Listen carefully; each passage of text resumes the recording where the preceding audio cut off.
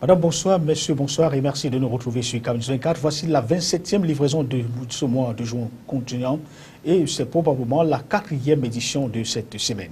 Et quel peut être l'apport des futurs ingénieurs polytechniciens dans les projets structurants en cours de réalisation au Cameroun? La question a fait l'objet d'un exposé au cours de la cérémonie de lancement de la semaine du Polytechnicien ce 27 juin 2013 à Yaoundé.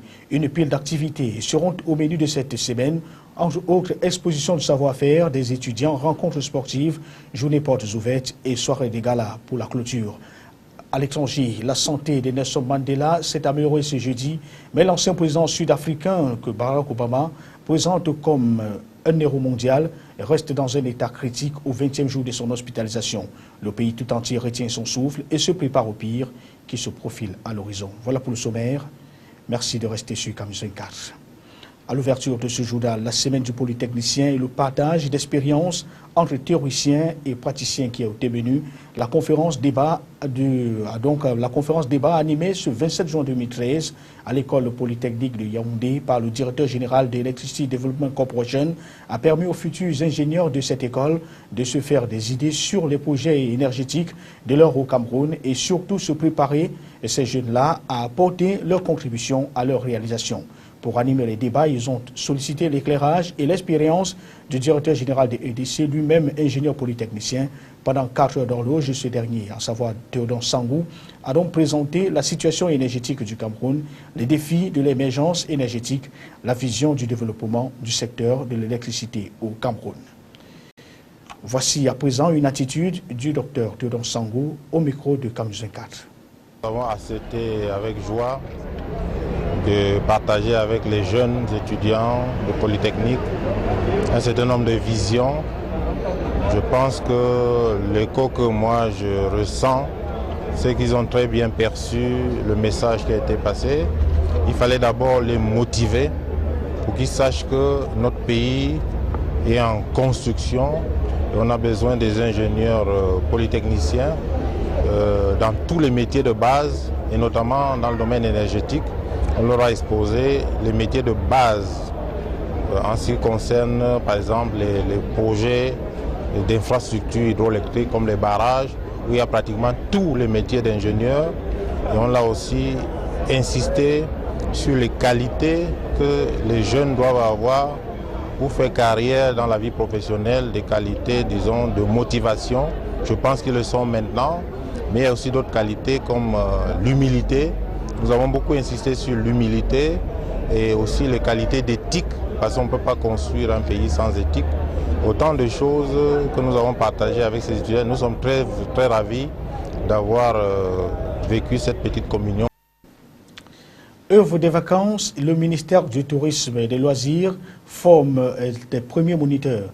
Ils étaient près d'une cinquantaine à prendre part au séminaire de formation en technique d'encadrement qui a débuté ce 27 juin 2013 au Club Camtel de la capitale politique du pays. Un espace qui, d'après ce ministère, offre les conditions de travail idoines. La cérémonie d'ouverture était présidée par le secrétaire général de ce département ministériel. Compte rendu Jean-Pierre Bitongo, Alexis Cloudamougou, Divinapi pour le récit. En présidant cette cérémonie, Madame Angéline Florence Gomo a précisé qu'elle marque le lancement effectif du programme de développement des loisirs pour jeunes et enfants. Car le ministère du Tourisme et Loisirs, qui a la charge d'offrir des loisirs sains et accessibles à toutes les couches de la population, ainsi que des services récréatifs, place ces sessions de formation sur le thème des vacances utiles et agréables chez nous au Cameroun. Aussi, il est question pour le ministère du Tourisme et des Loisirs de disposer d'un personnel qualifié à même d'encadrer les activités de loisirs. En organisant les œuvres de vacances cette année, la secrétaire générale avance que l'État entend par là donner l'exemple et susciter l'intérêt des promoteurs privés et des collectivités territoriales décentralisées. Raison pour laquelle elle a formulé le vœu que l'expertise des formateurs, le contenu des exposés et la qualité des échanges permettent aux séminaristes d'améliorer la qualité des activités de loisirs organisées à l'intention des jeunes. Elle décline ici le bien fondé de ce séminaire. Il est établi que des loisirs sains favorisent le déstress et permettent aux uns et aux autres d'avoir un certain bien-être, de s'épanouir. Pour les enfants, ils permettent d'améliorer les performances scolaires et même permettre de lutter contre la délinquance juvénile. Nos enfants qui sont les couches les plus vulnérables, parce que les loisirs sont certes destinés à tous, mais nous devons intéresser particulièrement les couches les plus vulnérables, que sont les enfants, la jeunesse, les handicapés, etc. Il est donc attendu de ces séminaristes qu'ils s'approprient les enseignements qui leur seront dispensés jusqu'au samedi 29 juin prochain, des enseignements qu'ils devront mettre en pratique sur le terrain. Il est évident que la promotion des loisirs sains et éducatifs pour les jeunes peut permettre de lutter contre la délinquance juvénile et améliorer ainsi leurs résultats scolaires. Assainissement du secteur de la finance, les comptables matières expérimentent la démarche qualité au sein de leur profession. Un séminaire de restitution du projet d'appui à la profession de comptable matière au Cameroun vient de se tenir dans la capitale économique du pays, à Douala. L'objectif principal de cette rencontre était de mettre à la disposition des participants les résultats d'une étude lancée depuis 2010. Les précisions avec Albertine Pitiaga et Jean-Jacques Ondoa. Financé à hauteur de 250 millions de francs CFA par la Banque mondiale, le projet de développement de la comptabilité au Cameroun vise à implémenter la démarche qualité dans les missions qui incombent aux professionnels comptables libéraux du pays. De ce fait, ça peut même aider, enfin pas que ça aide même notre client qui, à la limite, au lieu de passer par exemple 10 heures sur cette mission, on peut passer par exemple 8 heures. Donc il n'aura pas, il va gagner 2 heures. Parce que le déroulement de la procédure que j'avais envie de faire, compte tenu des normes de qualité en gain de temps, je peux faire ce travail, je pouvais exécuter ce travail en 8 heures au lieu de 10 heures. L'initiative mise sur pied en 2010 par l'Ordre national des experts comptables du Cameroun entend entre autres soumettre la profession aux normes internationales, mais surtout permettre l'amélioration de la qualité financière du Cameroun. Nous sommes dans la mouvance de la promotion durable, de la compétitivité de l'économie camerounaise. Et cette démarche s'inscrit dans le cadre du document de stratégie pour la croissance et l'emploi qui a pour axe stratégique premier la promotion de la gouvernance. Parce qu'aucune économie ne peut être compétitive sans une bonne gouvernance. Le séminaire de ce 27 juin aura également permis de présenter l'impact de la démarche qualité sur l'environnement économique en général et celui de l'Ordre national des experts comptables aux différents participants. Le groupe qui compte 50 membres s'attelle à inculquer dans la profession les notions de valeur et d'éthique. Ceci d'autant plus que l'autorité présente à la rencontre a recommandé à l'ONECA de vivement pourchasser les imposteurs du métier et de proposer des solutions pour y mettre un terme. Ligue camerounaise des consommateurs, l'antenne régionale du littoral à son bureau, la première assemblée générale constitutive s'est tenue ce 27 juin 2013 à Douala. Les élus ont pris fonction officiellement avec pour mission respective de sensibiliser, informer, mais surtout défendre les droits des consommateurs, entre autres. La cérémonie d'installation était présidée par son président national, le président national de la Ligue camerounaise des consommateurs, Delors Magellan Kamsu Kamker. Les détails, Josué Ngongan, Divinapi. Les principales recommandations qui filtrent de cette Assemblée générale constitutive sont sensibiliser, informer, défendre les droits des consommateurs et surtout dénoncer les abus dont ils sont victimes. Les 12 membres nouvellement élus ont la charge de mener les actions de la Ligue camerounaise des consommateurs, antenne régionale pour le littoral. Le consommateur camerounais ignore beaucoup de choses, il ignore même qu'il y a une loi, une Bible pour lui. Donc il est question pour nous de les amener à comprendre et à connaître cette Bible qui est très importante. C'est très important pour eux de savoir qu'il y a une loi qui les protège, qui contient beaucoup d'éléments qui peuvent les aider quand ils ont des problèmes face à certaines entreprises, pas toujours citoyennes. L'équipe dirigeante installée par son président national ce 27 juin à Douala compte s'appuyer sur les tares qui entachent le secteur. Nous avons répertorié les problèmes nouveaux, surtout de la qualité des produits. On a fait un tour dans plusieurs supermarchés. On a constaté que les dates de péremption étaient pratiquement atteintes, voire dépassées. Et on rappelle aussi des produits non conformes qui sont vendus sur le territoire camerounais. Pour cela, des stratégies sont mises au point. Nous allons travailler en synergie avec le bureau central pour implémenter les décisions qui seront prises au niveau national. Nous allons donc être là pour être le relais des actions du bureau national au niveau de la région du littoral. Cette assemblée générale constitutive est la première du genre. Elle entend poursuivre ses activités dans la région septentrionale et les autres régions du pays. Afin d'asseoir sa dimension, des bureaux seront formés à l'étranger d'ici les tout prochains jours. En politique à présent, le nouveau mouvement populaire annonce la naissance d'un nouvel ordre mondial. Au cours d'une conférence de presse donnée cet après-midi du 27 juin 2013 à Douala, le leader de cette formation politique a passé en revue les faits marquants de l'actualité nationale et internationale avec un zooming sur la tenue récente du sommet sur la sûreté et la sécurité maritime dans le golfe de Guinée, un sommet dont les travaux se sont achevés ce 25 juin 2013 à Yaoundé. Le thème de cette rencontre était donc évocateur. Il s'agissait ici de parler de la chute de Babylone et de la géopolitique de Jésus et qui a retenu l'attention des hommes de médias venus s'enquérir de la nouvelle, ou alors des nouvelles prédictions de Banda Kani, le président national du mouvement populaire. Les détails avec Josué Ngongan et Donald Anouzoa.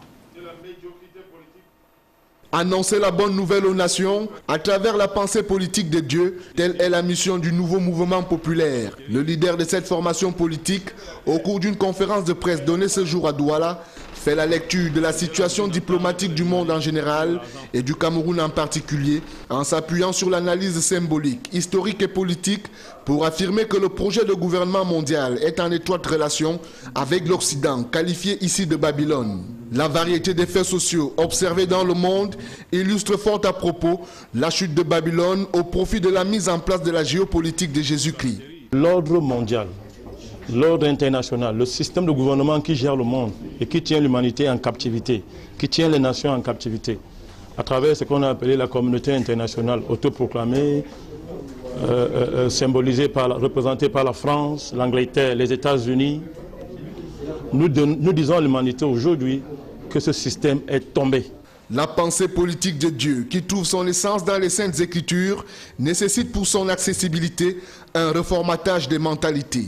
Pour éviter que dans une civilisation, dans un pays, on généralise l'homosexualité, le lesbianisme, les orgies sexuelles, l'inceste, la prostitution. Pour éviter que ces valeurs ne deviennent une vie dans nos pays et dans le monde, que les gens se tournent vers Jésus-Christ. C'est la seule puissance qui a écrasé Babylone et qui nous donne la capacité de tenir dans ce monde qui est en train de s'effondrer. Pour mémoire, le nouveau mouvement populaire annonçait déjà, lors d'une rencontre avec la presse, un déplacement de l'axe géopolitique interne au Cameroun avec l'avènement du Sénat. Banda Kani et le nouveau mouvement populaire. Aménagement des bas-fonds, on en sait un peu plus sur l'évolution du projet Mombapi. Le gouverneur de la région de l'Ouest vient d'effectuer une descente sur le site. En sa qualité de président du comité de pilotage du projet de viabilisation de ces bas-fonds, Midiwa Bakari, le gouverneur de la région de l'Ouest, qu'accompagnaient les autres membres du comité de pilotage, est allé se rendre compte par lui-même de l'évolution des travaux, mais aussi il a profité pour interpeller les populations sur l'intérêt qu'elles ont à concourir à l'entretien des infrastructures construites sur le site. Les détails, Medangoso, Piengiague, Éric Ticheux. Dans le cadre de l'aménagement des bas-fonds engagé par le gouvernement camerounais, le projet Mombapi, né depuis 2006, suit son cours. Les travaux de viabilisation de ce bas-fond situé dans l'arrondissement de Fumban, évalués à un montant global de 6 milliards de francs CFA financés à 92% par la Banque islamique, totalise à ce jour un taux de réalisation de 94%. Des mini-barrages, des canaux d'irrigation, des puits, des jardins et autres infrastructures socio-économiques ont déjà été construits ou sont en cours de construction. La descente du comité de pilotage sur le site avait pour but d'évaluer le niveau des travaux. Au vu de ce que nous avons vu sur le terrain, on est en droit d'être satisfait. Parce que, vous savez, ce projet a traîné parce que la première entreprise à qui on avait confié les travaux était défaillante. Mais l'entreprise qui a repris les travaux a exécuté à presque 90%. La deuxième entreprise a dépassé le taux de 60%. Dans son adresse aux populations, le gouverneur a prescrit l'entretien des infrastructures construites en leur faveur en attendant la fin des travaux prévus pour 2013, laquelle fin des travaux sera couronnée par la répartition des espaces viabilisés aux populations. Occupation anarchique de l'espace urbain à présent et l'État qui veut récupérer son domaine à Ebolova. Le délégué régional des domaines du cadastre et des affaires foncières vient de lancer l'opération de ratissage dans certains quartiers de cette ville, capitale régionale du sud du Cameroun. À travers cette opération, François Charles Mbarga a bien voulu voir plus clair sur le domaine, sur le foncier, sur le sommier domanial privé de l'État et amener les occupants illégaux à se conformer à la réglementation en vigueur. Reportage Luc de Gazaga, Archange Banda, Héritage pour le récit. Depuis le début de cette randonnée, dans quelques quartiers de Bolova il y a plusieurs mois, il ressort que moins d'un dixième des occupants des terrains domaniaux ont observé les procédures réglementaires pour accéder à une propriété terrienne. Et à peine un cinquième de ces occupants ont entamé cette procédure, ce qui revient à dire que la grande majorité d'entre eux demeurent insouciamment dans l'illégalité. Dans cette catégorie se comptent des citoyens qui, grâce à leur position sociale, se sont accaparés de nombreux terrains qu'ils cèdent aux tiers contre de l'argent sans le moindre souci de la réglementation en vigueur. D'autres terrains administratifs bien immatriculés ont été occupés illégalement par des particuliers qui en usent pour le petit commerce ou des jardins de vivres. Au regard de cet imbroglio, la descente de François Charles Mbarga dans les quartiers John Hall et du Kradé Bolova a permis de quadriller tous les terrains relevant du domaine privé de l'État et d'interpeller les occupants irréguliers par rapport à la réglementation en vigueur qui doit être respectée équitablement par tout citoyen. Il s'est également agi d'inviter ceux-ci à payer les taxes dues à l'État. Cette opération a également permis d'annoncer le processus de rattachement des terrains domaniaux au réseau géodésique national. Cette action impulsée par le ministre Jacqueline Kouabisike vise par ailleurs la modernisation du cadastre et du climat des affaires dans ce domaine. À cet effet, 2 guichets uniques seront bientôt ouverts à Kribi et à Ebolova. Religion, une équipe du ministère de l'administration territoriale et de la décentralisation éclaire les pèlerins de Bamenda sur leur participation au Hajj. Au cours d'une réunion organisée à cet effet ce 27 juin 2013, les modalités pratiques ont été présentées aux musulmans désireux de se rendre en pèlerinage à la Mecque pour le compte de l'année 2013. Ces modalités portent entre autres sur les questions de finances et les dispositions sanitaires à prendre avant d'effectuer le déplacement de l'Arabie Saoudite pour ceux qui auront rempli toutes les conditions nécessaires. Les détails avec Clémence Niamda, Christian Véné et Bintou Akoum pour le récit. Les pèlerins du Hajj, édition 2013 de la ville de Bamenda, présents au séminaire, ont bravé la grande pluie pour s'enquérir de l'objectif de la tenue du dit séminaire dirigé par une équipe du ministère de l'administration territoriale et de la décentralisation. L'objet de ce séminaire rotatif itinérant est de sensibiliser l'ensemble de nos pèlerins, l'ensemble de nos guides, de nos encadreurs agréés sur les modalités de participation au Hajj 2013, modalités arrêtées comme chaque année conjointement entre la Commission nationale du Hajj et le ministère saoudien du Hajj. Alors ces modalités participe donc d'une bonne organisation du Hajj 2013. Chaque musulman qui désire faire le pèlerinage en cette année 2013 devra s'acquitter de la somme de 1 931 350 francs CFA avant la date butoir prévue pour le 15 août prochain. Les participants au séminaire ont été éclairés sur les principaux vaccins à prendre avant de se rendre à la Mecque, à savoir les vaccins contre la méningite et la fièvre jaune. Et en rappel, la réussite de l'édition du Hajj 2012 a valu une lettre d'encouragement à un encadreur de pèlerins du Nord-Ouest qui a manifesté sa joie. Les participants au séminaire ont donc été édifiés sur toutes les modalités pratiques à respecter en prélude à l'accomplissement de l'un des 5 piliers de l'islam qu'est le pèlerinage. À l'étranger, dans cette édition d'Information Afrique du Sud, la santé de Nelson Mandela s'est améliorée cet après-midi, mais il demeure dans un état critique après 20 jours d'hospitalisation. Dans le domaine de la diplomatie, Barack Obama à Dakar rend hommage au héros Mandela et soutient les homosexuels africains. Dans le féminisme, les 3 femmes libérées dans la nuit à Tunis sont de retour à Paris, en France. L'essentiel de l'actualité internationale, c'est avec les confrères de l'AFP. La santé de Nelson Mandela s'améliore. Selon le président Jacob Zuma, Madiba va mieux, même si son état reste critique. Cette embellie ne semble être qu'un sursis pour la famille du héros national qui dit s'attendre à un décès imminent.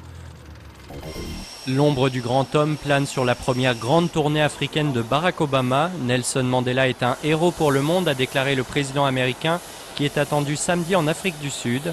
Depuis Dakar, Obama a également lancé un appel pour les droits des homosexuels africains. Ceux-ci vivent leur sexualité clandestinement dans beaucoup de pays du continent. Elles sont libres. Les 3 militantes européennes du groupe Femen sont arrivées vers midi à l'aéroport d'Orly en région parisienne. Les 3 féministes, 2 françaises et une allemande, ont été condamnées mercredi en Tunisie à 4 mois de prison avec sursis pour une action seins nus en soutien à une camarade tunisienne. Les 3 militantes ont passé près d'1 mois en détention.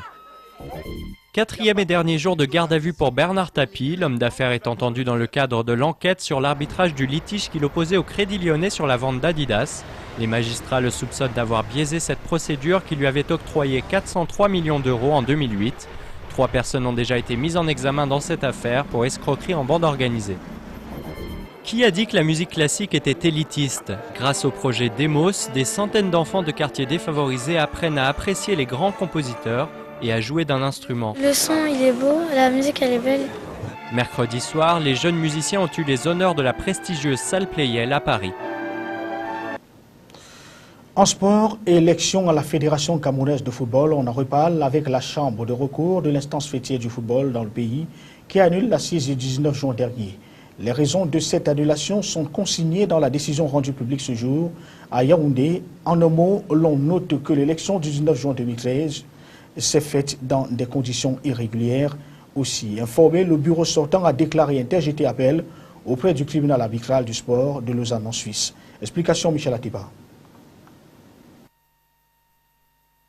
Même si la date de cette nouvelle élection reste à déterminer, celle du 19 juin vient d'être annulée. Après les différents recours initiés par John Begoninde, Marlène Mvoutou et le docteur Prosper Nkoumvondo, la commission de recours de la FECAFOOT a annulé les assises.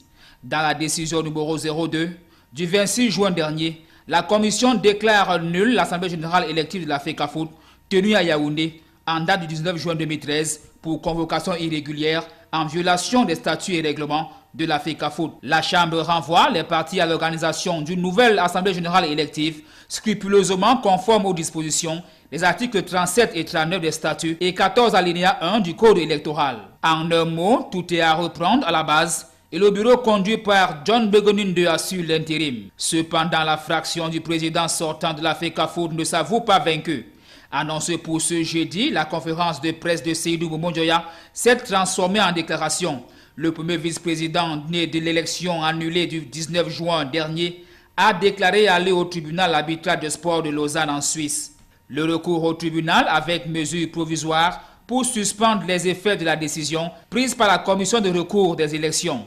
C'est la quintessence de cette sortie initiée ce 27 juin 2013 à Yaoundé. À Douala, l'autorité administrative a à son tour installé les présidents des ligues régionales. Ils étaient 23 à prendre officiellement leurs fonctions ce jeudi. La cérémonie d'installation, présidée par le secrétaire général de la région du littoral, avait pris ses quartiers à la salle des banquets de la région. Fait marquant l'absence du président de la Ligue régionale de football du littoral, dont l'élection reste toujours attendue. Mais autre fait, on a noté la présence de son homologue de karaté contesté par la Fédération camerounaise de karaté et discipline affinitaire. Michel Ateba et Benoît Dormo nous en disent plus. Ils ont pour mission redorer le blason de leur discipline dans la région du littoral. Si l'absence du président de la Ligue régionale de football du littoral s'est fait souligner, la présence de son homologue du karaté a été l'une des grosses curiosités. Élu démocratiquement mais contesté par la fédération, Med Manfred Mingolet et les 22 autres présidents des ligues sœurs ont été installés. La salle des banquets de la région s'est transformée le temps d'une installation. Entre discours de circonstances, les invités pouvaient se régaler.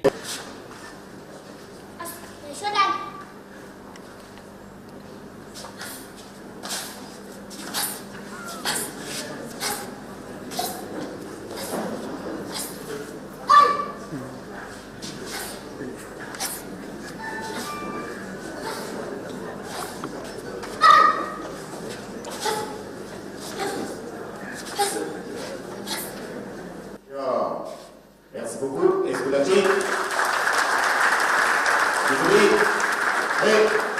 Merci. La cérémonie consacrée de ce 27 juin est la première du genre. Jadis, l'exercice était réservé aux délégués régionaux. Maintenant qu'ils ont été intronisés, les présidents sont attendus au pied du mur. Attention tout simplement aux aventuriers. Et puis voici l'attitude de quelques-uns des présidents installés au micro de Camille 24. Pour l'instant, je pense que l'occasion nous est donnée, et au fait comme ça par la première personnalité, la première autorité de la région de littoral, le gouverneur en personne. Nous pensons que déjà en ce qui concerne la Ligue régionale de karaté, vous savez que la zizanie a longtemps régné dans notre ligue et causée par le président de la fédération lui-même, Emmanuel Wakam. Et cela a sémé beaucoup de confusion dans notre ligue. Il faut déjà faire dans la prospection, il faut faire dans la détection des nouveaux talents, il faut faire dans la formation, il faut faire même aussi dans la médiatisation de nos activités. Je pense que tout a été dit dans le discours, il ne nous reste plus qu'à nous mettre au pied d'œuvre pour réaliser tout ce qui a été dit. Et nous rassure et nous garantit de la présence des autorités auprès de nous.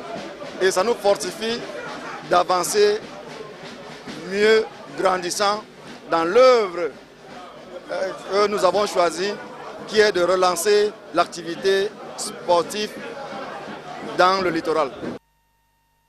Fin de ce journal, l'information est en continu sur Camille 24. Bonsoir.